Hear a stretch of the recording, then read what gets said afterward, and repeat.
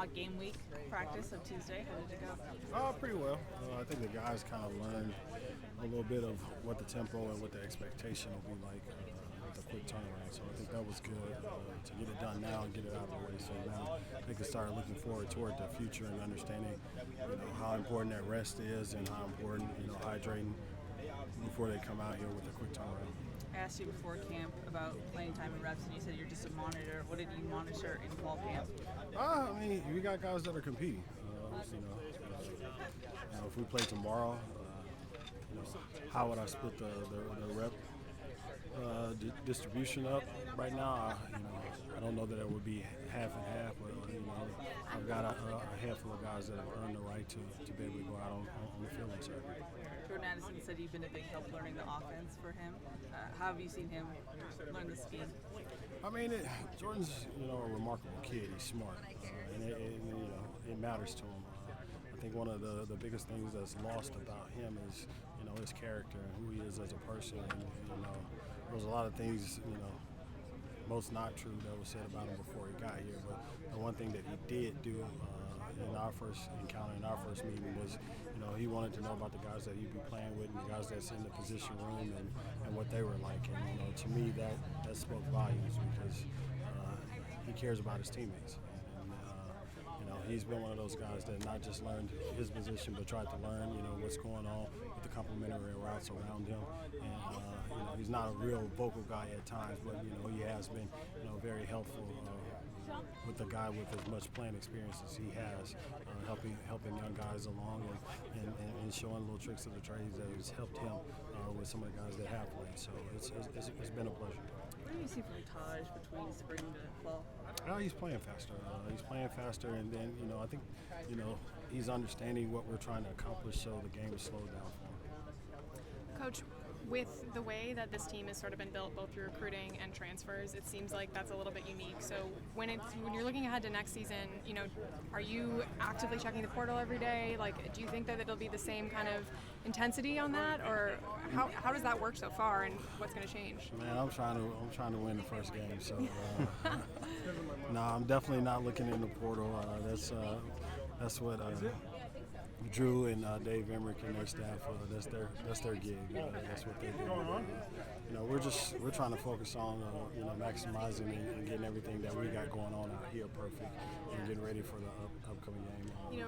Is it difficult then if you have players that are maybe they've been with USC but not with Riley's USC, and they've been with other teams, just to bring that all together and learn the new scheme, or is it almost better that everyone's starting from square one together? Well, I think it's fair for them because no one has the upper hand coming in the door, so everybody was learning. So it gave guys a little legitimate chance to maneuver themselves and position themselves on the depth chart.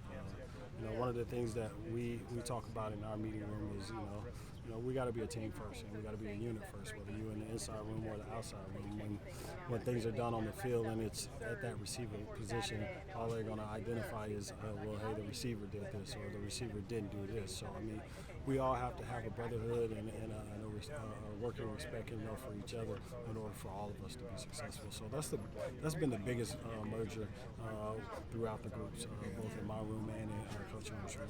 I imagine there's got to be some high expectations with Caleb being the one throwing the passes and how much talent you have in this room. So what is your expectation for what that might look like this season? I got to be honest with you, my expectations are going to be higher than anyone else's every year, no matter who's the quarterback and no matter who's in the room, just because, coaching here and guys coming into play here at USC, we got a legacy to uphold.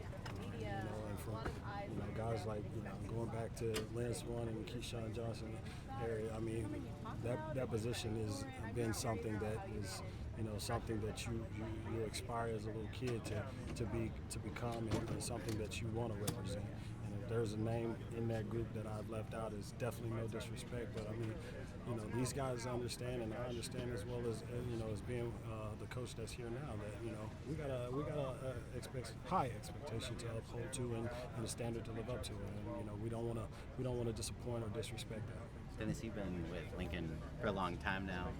How, over that time, just working together, have you seen maybe his offensive philosophy just evolve to now?